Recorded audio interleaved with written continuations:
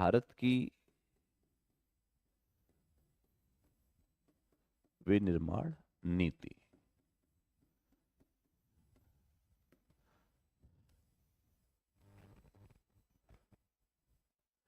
Make in India for the world.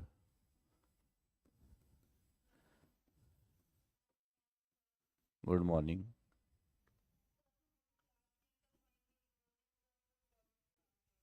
ठीक है, वो कर्तव्य एजुकेशन का प्ले स्टोर से डाउनलोड कर लो एप्लीकेशन, उस पर सारी क्लासेस मिल जाएंगी। ठीक है, हाँ ठीक है, वो लिंक शेयर कर दिया मैंने।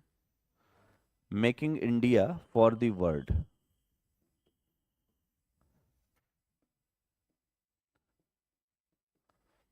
Making India for the world. तो ये बात तो सबको पता है कि जब हम लोग विनिर्माण की बात करते हैं, विनिर्माण, तो विनिर्माण अर्थव्यवस्था, अर्थव्यवस्था का महत्वपूर्ण द्वितीय क्षेत्र है, सेकेंडरी सेक्टर है।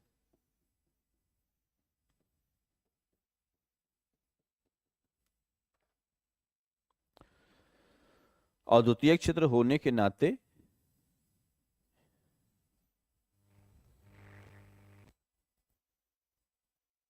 द्वितीय क्षेत्र होने के नाते ये प्राथमिक क्षेत्र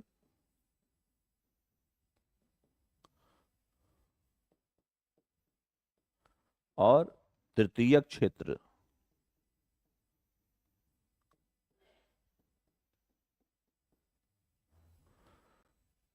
इन दोनों के बीच का एक संतुलन बिंदु भी है। संतुलन बिंदु है। तो जिस तरीके से हम भारतीय अर्थव्यवस्था की संरचना देखते हैं, तो भारतीय अर्थव्यवस्था की संरचना में, तो भारतीय अर्थव्यवस्था की संरचना में हम देखते हैं कि ये भारत का विनिर्माण क्षेत्र, ये भारत का सेवा क्षेत्र, और ये भारत का प्राथमिक क्षेत्र। तो जब हम कहते हैं भारत का प्राथमिक क्षेत्र, तो इसका मतलब होता है कि भारतीय अर्थव्यवस्था का प्राथमिक क्षेत्र। जब हम कहते हैं भारत का द्वितीय क्षेत्र, यानी भारतीय अर्थव्यवस्था का विनिर्माण क्षेत्र। और जब ये कहते हैं कि भारत का सेवा क्षेत्र, तो भारतीय अर्थव्यवस्था का सेवा क्षेत्र। तो चाहे हम सेवा क्षेत्र को साधने की बात करें या प्राथमिक क्षेत्र को साधने की बात करें, तो जो मुख्य कड़ी है, मुख्य कड़ी वो क्या है? भारत का द्वितीय क्षेत्र है, जिसको हम विनिर्माण क्षेत्र कहते हैं। और भारत सरकार इसी क्षेत्र को अब बेहतर करने के पीछे ज्यादा परेशान है।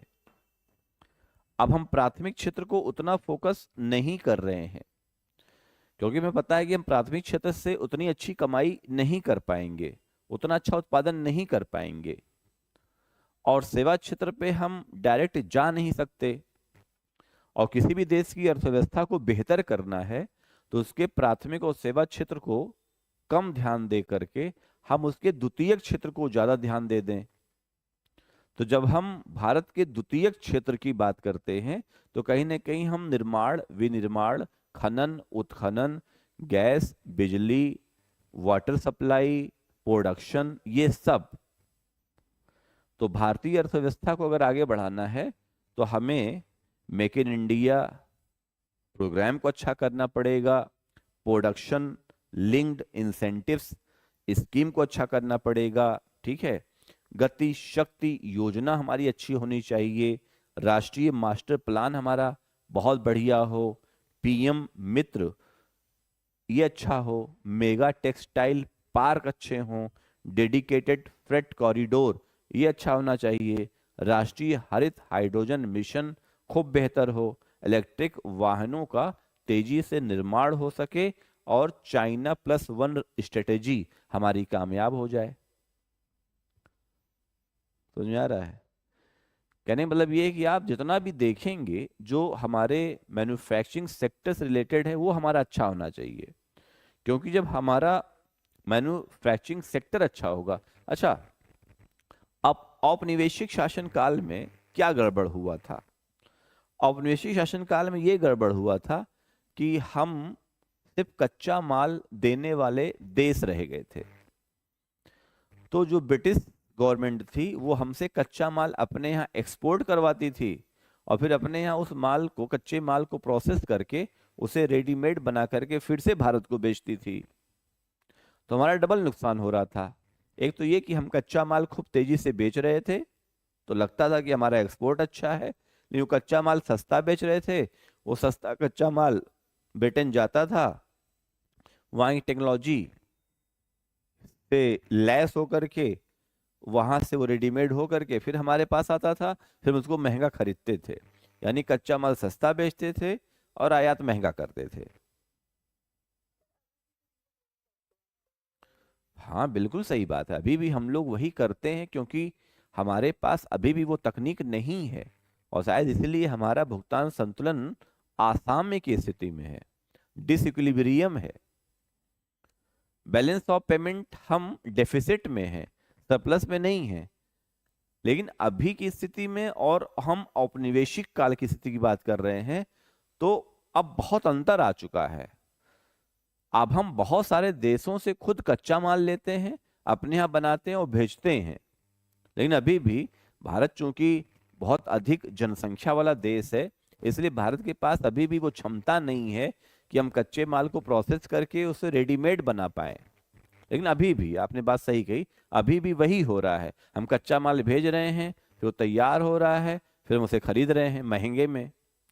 हम एग्रीकल्चर का प्रोडक्ट बेच रहे हैं, एग्रीकल्चर बाई प्रोडक्ट नहीं बेच पा रहे हैं। हम एग्रीकल्चर का रॉ मटेरियल बेच रहे हैं, फिर बाहर जा रहा है, फिर टमाटर बेच रहे हैं, टोमेटो सॉस खरीद रहे हैं, लहसुन बेच रहे हैं, गार्लिक पेस्ट खरीद रहे हैं। हाँ बिल्कुल सही बात है। और उसी तकनीकी अभाव को दूर करने के लिए तो सरकार नए नए विनिर्माण नीति लाती है। हमें मैन्युफैक्चरिंग पॉलिसी लाने की जरूरत क्या है?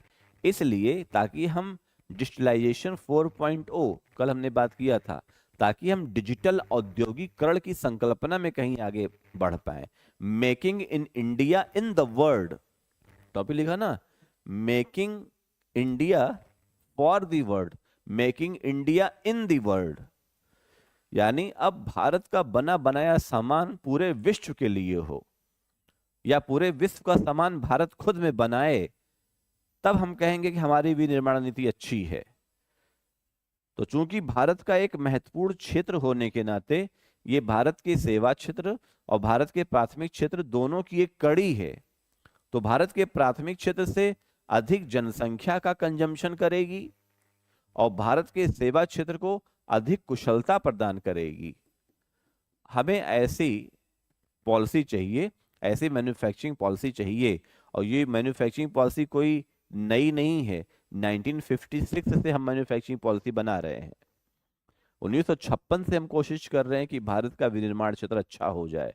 तो अभी तक तो हम ये कह सकते हैं उतना बढ़िया नहीं हो पाया है, लेकिन हाँ ठीक है, आने वाले समय में भारत घरेलू और वैश्विक दोनों बाजार को कुशलतापूर्वक सेवा देने के लिए अपने आप को तैयार कर लेगा, ऐसा मानना है।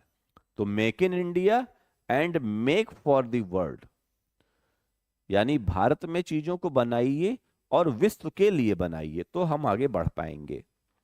तो भारत का विनिर्माण का उत्कृष्टता का मार्ग कैसा होगा, उसको हम ऐसे समझ सकते हैं कि भारत ने तेजी से एफडीआई में काफी बेहतर काम किया है, एफआईआई में काफी बेहतर काम किया है। ठीक है, तो ये सब हम लोग एग्जाम्पल लेंगे, फिर देखेंगे कि भारत का जो बुनियादी ढांचा है, या जो भारत का कौशल विकास की संरचना है, या भारत के जो तमाम लॉजिस्टिक सेक्टर हैं, चाहे हम वाटरवेज की बात कर लें, है ना, जल मार्ग की बात कर लें, चाहे हम सड़कों की बात कर लें, क्या हम उस स्तर तक अब तेजी से आगे बढ़ रहे हैं? तो जवाब होगा हाँ, हम तेजी से अपने मैन्युफैक्चरिंग पॉलिसी को इतना स्ट्रांग बना रहे हैं ताकि आने वाले समय में हमारी निर्भरता अन्य देशों पर ना रहे और हम भुगतान संतुलन के असंतुलन में तो रहें, लेकिन हम घाटे वाले संतुलन में ना रहें, हम सरप्लस वाले संतुलन में रहें। और असंतुलन तो दोनों ही है, चाहे आपका भुगतान संतुलन घाटा हो रहा हो, चाहे आपका भुगतान संतुलन आधिक्य में हो। इसलिए सवाल यही है कि क्या भारत की विनिर्माण क्षेत्र की नीतियां भारत को वर्ष 2047 तक एक परिपक्व और विकसित देश बनाने में सक्षम हैं? अभी आपके निबंध का भी सवाल हो सकता है, या आपके मुख्य परीक्षा का भी सवाल है, और बहुत सारे जो डेटा अभी आप लिखेंगे इकोनॉमिक सर्वे का, वो आपके प्रीलिम्स का भी सवाल हो सकता है। ठीक है।